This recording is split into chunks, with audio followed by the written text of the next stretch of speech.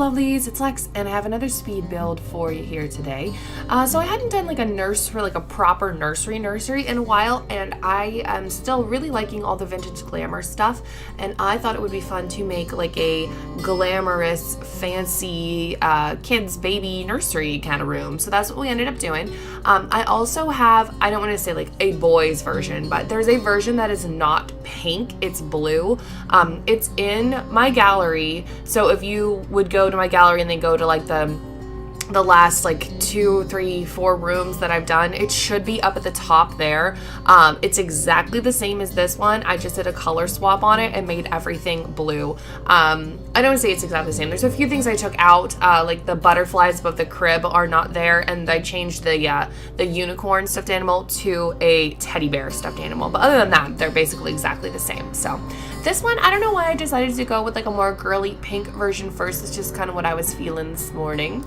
So we're doing just my custom crib. This does not work. It is just for looks. I'm still really hoping that we're gonna get a actual crib soon and not have that really dumpy, awful bassinet, which is garbage. I can't stand it. It's awful.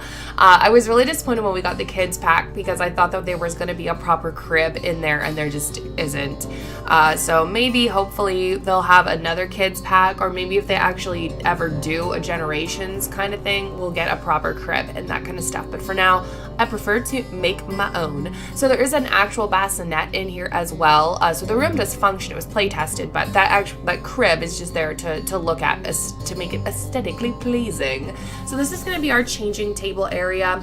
I like to make these. They're not really practical. They take up a lot of space in the room. So my nurseries tend to be a lot larger than an actual nursery would be. But if you were going to use this as a nursery and then later on change it into a kid's bedroom or a teen's bedroom if you wanted to, you could always get rid of all this stuff and then put their desk over there if you wanted them to have a desk or a dresser. It's nice as it leaves you space for later on. So I'm just putting in our clutter. I'd like to put lotions and kind of things over there that you would have for a baby. And then I'm just putting in some junk on top of the cabinets here so they don't look so plain. So I did the little bunny rabbit. We're going to do the light there. And then I end up putting a picture of the elephant up above the cabinetry there. And I think I did it in pink. So there's that area kind of done.